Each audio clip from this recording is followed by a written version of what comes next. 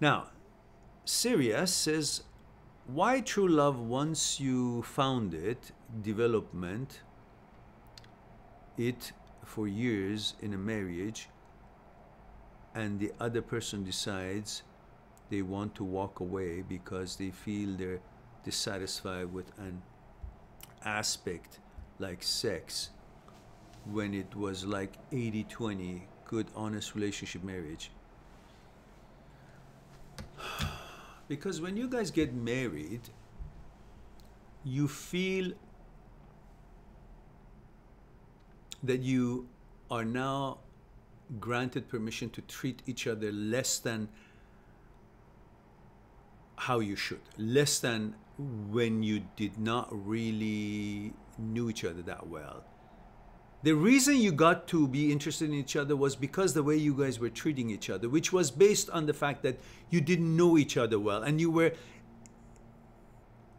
apprehensive to do something wrong so the other person will stop allowing you to approach her. So in other words, you were respectful, you were caring, you were paying attention, you were fully focused, you were in your best behavior, you would make efforts to make her feel good, and she was doing the same. She was on her best behavior, making efforts to make you feel good. She was paying attention to you. Both of you. I'm talking about both sides, not just one side, but I'm just talking about one side because it's easier to talk about it. You guys switch it around, you know, boy, girl, or whatever relationship you have.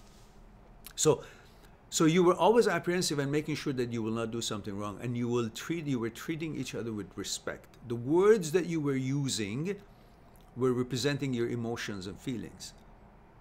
You were doing things for each other to make the other person like you and feel secure and safe and good about you and approve you, to be proud of you. You were doing things to make her feel good, and she was doing things to make you feel proud of her. But then when you guys got married, you thought, well, okay, now I can fart in front of her and I can stick my finger in my nose and I can be sloppy and I can expect her to just be there even though I don't use proper words. I don't say thank you, I don't say please, I don't say I appreciate it. I say, how are you feeling? How was your day? I just say, well, you know, we're married, so what the heck? I don't need to do that anymore.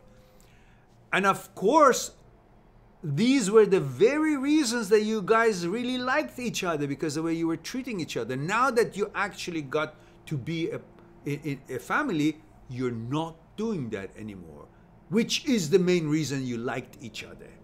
You created an atmosphere in which you both felt safe and happy and excited and valued, paid attention to. Now you expect everything to be. Then you expected it from yourself to be the best you can for her, and she was expecting it in herself to be the best she can for you. She can be for you. But now you expect the other one to do stuff without you appreciating it. So things start changing, because after all, you're all human beings, and human being has limitations and expectations, and it's not so confident all the time. He wants someone's attention to feel good about himself. Especially if you're still married in a relationship, you want that attention. And if that attention is not there, you feel not just the lack of the attention, you will take that lack of the attention as a sign that you're not good enough anymore. You see, there's a difference. If you stop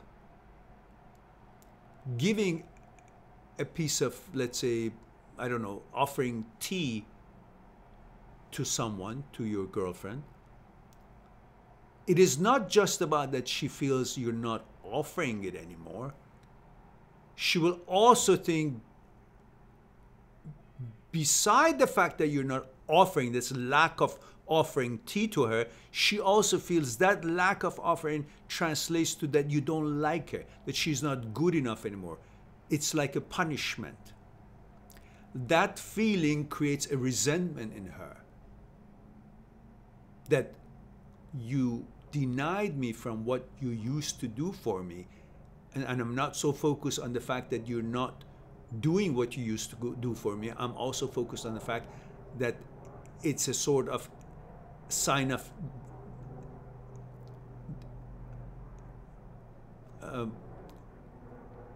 dissatisfaction of you, of me, that I'm no longer good enough. That's why you're not doing it.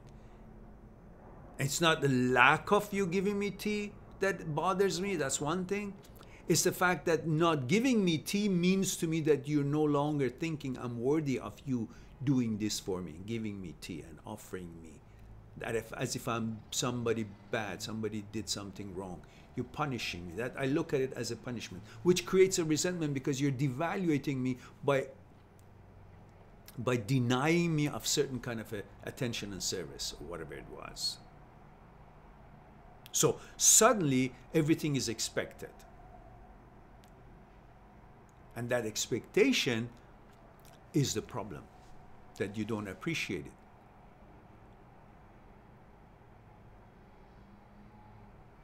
You know? It doesn't hurt to say, thank you, darling. It's so wonderful of you to do this for me. Because that's how you used to be. But through the things that happens, you guys are focusing on, oh, excuse me, I got to build something. I got to go to work. And yeah, fine. Before that, you were still going to work and you were still trying to build your life. And one reason you chose each other was because you wanted to build. To build. That was the main important ingredients of making you capable to build something. So now that she's there or he is there, and suddenly you think, oh, it has to be this. I can do anything I want, and she will still, or he will still have to be here. So, you know, I'm just going to, you know, do whatever I do. I leave the bathroom door open, or I fart, or I don't wash the dishes, or I don't put the dishes to the kitchen, or I don't even appreciate for the food that she made or he made, or whatever the hell it is, your situation in your home. Who makes the food or whatnot. And it's now it's becoming hard to talk about relationship and who's a man, who's a woman, just because if we say something that means, oh, man should always be cooking or a woman should always be in the kitchen. No, it means none of that. It just means discussion. So let us be clear that if you don't appreciate your woman as you did when you guys were not married or together, and if you don't appreciate your man as you did when you guys were not married or together, then things start falling apart, because the whole reason that you guys are together, because you paid attention to each other. You made each other feel valuable. You respected each other. You appreciated each other's resonances, each other's efforts. And when you don't do that for a long while, the person who finds its value from your attention and your polishing her, or you, him, will feel that I'm no longer valued because she's not polishing me, and the boyfriend is not polishing the girl as she thinks, and she feels devaluated. I'm not appreciated. I'm not mentioned.